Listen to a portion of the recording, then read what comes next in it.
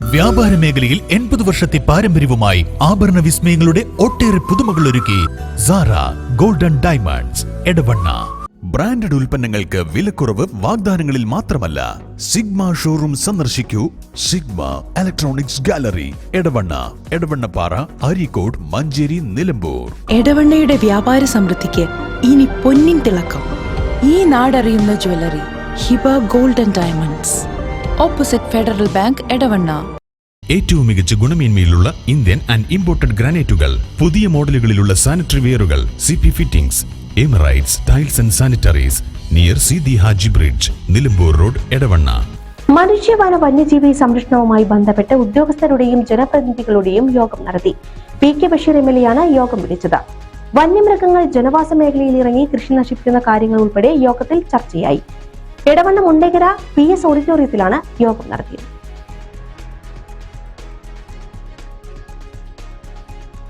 ഏറനാട് മണ്ഡലത്തിലെ എടവണ്ണ, ചാലിയാർ, ഊർങ്ങാട്ടിരി, കാവന്നൂർ, അരീക്കോട്, കുഴിമണ്ണ, കീഴുപറമ്പ് പഞ്ചായത്തുകളും ഉൾപ്പെടുത്തിയാണ് PK ബഷീർ MLA അധ്യക്ഷതയിൽ പ്രത്യേക യോഗം ചേർന്നത്.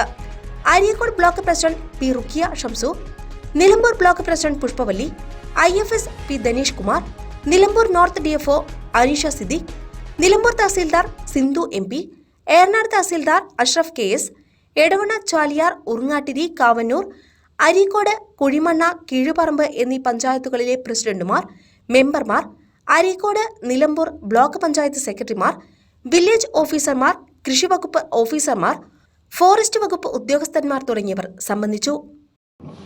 ഫോറസ്റ്റ് ഡിപ്പാർട്ട്മെന്റിലെ ഉദ്യോഗസ്ഥന്മാർ, റേഞ്ചർമാരുണ്ട്, ഫോറസ്റ്റുമാരുണ്ട്, അതുപോലെ തന്നെ കൃഷി ഓഫീസർമാരുണ്ട്. അരീക്കോട് ബ്ലോക്കിന്റെ കൃഷി അസിസ്റ്റന്റ് ഡയറക്ടറുണ്ട്, നിലമ്പൂർ ബ്ലോക്കിന്റെ അസിസ്റ്റന്റ് ഡയറക്ടറുണ്ട്, അതുപോലെ പഞ്ചായത്ത് പ്രസിഡന്റുമാരുണ്ട്, അതുപോലെ ഊർങ്ങാട്ടി പഞ്ചായത്തിലെ മലയോര മേഖലയിലെ പഞ്ചായത്ത് മെമ്പർമാർ, ചാലിയാർ പഞ്ചായത്തിലെ മുഴുവൻ പഞ്ചായത്ത് മെമ്പർമാർ, എടവണ്ണ പഞ്ചായത്തിലെ പതായി ചാത്തല്ലൂര്, KK യാത്തല്ലൂര്, പുള്ളിൽപ്പാറ, പടിഞ്ഞാറ് ഭാഗങ്ങളിലുള്ള പഞ്ചായത്ത് മെമ്പർമാർ, അങ്ങനെയുള്ള ആളുകളുടെ ഒരു മീറ്റിംഗാണ് വിളിച്ചിട്ടുണ്ട്. ഇതിൽ നമുക്കെല്ലാവർക്കും അറിയാം വന്യമൃഗ ശല്യം, അതിന് എങ്ങനെ പരിഹാരം കാണും. DFO ആണെങ്കിൽ വളരെ പുതിയ DFO ആണ്, വളരെ പോസിറ്റീവായിട്ടാണ് എല്ലാ കാര്യത്തിലേയും കാണുന്നത്. അപ്പോൾ നമുക്ക് എവിടെയൊക്കെ ഫെൻസിങ്, ആംഗിൾ ഫെൻസിങ് എന്ന് കൃഷി ഡിപ്പാർട്ട്മെന്റിലെ എല്ലാ ഉദ്യോഗസ്ഥന്മാരെയും വിളിച്ചത്. കൃഷി ഡിപ്പാർട്ട്മെന്റിലും ഇതിന് ഫണ്ടുകളുണ്ട്. അപ്പം നമുക്കിതെല്ലാം കൂടി യോജിപ്പിച്ച് ഇതിനെങ്ങനെ പരിഹാരം കാണണം എന്നുള്ളതിൻ്റെ അടിസ്ഥാനത്തിലാണ് ഇങ്ങനെ മീറ്റിംഗ് വിളിച്ചിട്ടുള്ളത്. എവിടെയൊക്കെയാണ് പ്രശ്നങ്ങളുള്ളത് പറയാം, DFO ഫോറസ്റ്റ് ഡിപ്പാർട്ട്മെന്റും അതിന് പറയും. എന്നിട്ട് നമുക്ക് എങ്ങനെ പരിഹാരം ഉണ്ടാക്കണം, ഒരു പോസിറ്റീവ് അപ്രോച്ച്. ഇപ്പൊ ഞാനും നിങ്ങൾ മാത്രം വിചാരിച്ചത് ആനയും പുലിയും ഇറങ്ങണം നിർത്താൻ കഴിയില്ല, എന്നാലും നമുക്കതിനൊരു പരിഹാരം ഉണ്ടാക്കുക എന്നുള്ളതാണ്. ഇന്നിപ്പോൾ കേരളം മുഴുവൻ മലയോര മേഖലയിൽ നേരിടുന്ന ഒരു ഗുരുതരമായ ഒരു വിഷയമാണിത്. അപ്പോൾ അതെങ്ങനെ കൈകാര്യം ചെയ്യണം. ഇപ്പൊ പുലി മാത്രമല്ല, ഇപ്പൊ കരടിയായി, പന്നി ഏതായാലും ആയി, ഇപ്പൊ ആന നാട്ടുക്കുമായി. അപ്പോൾ അങ്ങനെയുള്ള ഒരു സാഹചര്യത്തിലാണ് നമ്മൾ, അതിൻ്റെ അടിസ്ഥാനത്തിലാണ് ഈ മീറ്റിംഗ് വെച്ചത്. ഫണ്ട് കാര്യങ്ങളൊക്കെ നമുക്ക് രൂപമുണ്ടാക്കാം. ആദ്യം DFO ഓരോന്ന്, അതുപോലെ എത്ര ഇതിന് കോസ്റ്റ് വരും, എങ്ങനെയാണ് എന്നൊക്കെ നോക്കിയിട്ട് നമുക്ക് തീരുമാനം എടുക്കാം. എവിടെയാണ് ഏറ്റവും അധികം പ്രയാസം, ഒന്നായിട്ട് കാർഡ് അടിച്ചാൽ വീടിയക്കണ്ട, എവിടേക്കാണ് നമുക്ക് ബുദ്ധിമുട്ട് പ്രയാസത്തിനടുത്തൊക്കെ ഇത് വെച്ചിട്ട് നമുക്കിതിനൊരു പരിഹാരം കാണാനുള്ള ഒരു മാർഗം ഉണ്ടാക്കാം എന്നാണ്. അതിൻ്റെ അടിസ്ഥാനത്തിലാണ് ഇത് എല്ലാവരെയും ഒരു മീറ്റിംഗ് വെച്ചിട്ട് ഇപ്പം എല്ലാവർക്കും പറയാനും കേൾക്കാനും അതിനെന്തൊരു പരിഹാരം ഉണ്ടാക്കാനും ഒക്കെ നമുക്ക് നോക്കാം.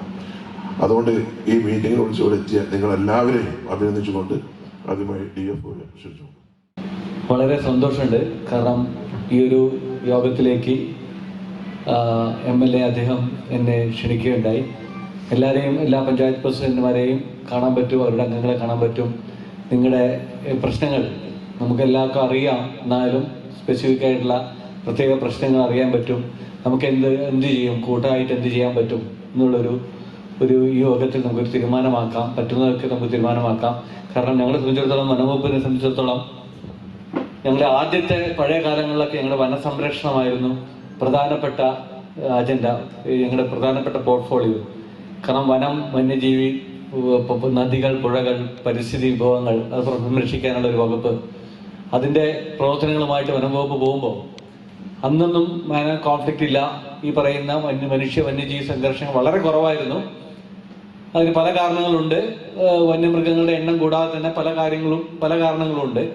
നമുക്ക് നോക്കുമ്പോൾ തന്നെ പല ഇഷ്യൂസും, നമ്മുടെ ഭൂസ്ഥിതിയുടെ മാറ്റം, ജോഗ്രഫിക്കൽ ഡിസ്ട്രക്ഷൻ, കാലാവസ്ഥാ വ്യതിയാനം, ആഗോളതാപനം വലിയൊരു സബ്ജക്റ്റാണ്. പല കാരണങ്ങൾ കൊണ്ടാണ് വന്യമൃഗാക്കൾ ഒരു ദുരന്തമായി കണക്കാക്കിക്കൊണ്ട് ഒരു ആസ്പെക്റ്റാണ് അത് വളരെയധികം കൂടി ഈ അടുത്ത കാലത്ത് വളരെയധികം ഇഷ്യൂസ് ഉണ്ടായി.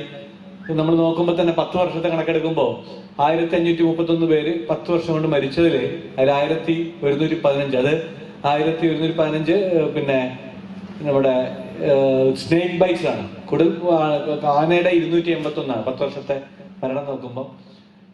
പിന്നെ വ്യാപാര മേഖലയിൽ 80 വർഷത്തെ പാരമ്പര്യവുമായി ആഭരണ വിസ്മയങ്ങളുടെ ഒട്ടേറെ പുതുമകൾ ഒരുക്കി Sara Golden Diamonds Edavanna. Branded ഉൽപ്പന്നങ്ങൾക്ക് വിലക്കുറവ് വാഗ്ദാനങ്ങളിൽ മാത്രമല്ല. സിഗ്മ ഷോറൂം സന്ദർശിക്കൂ.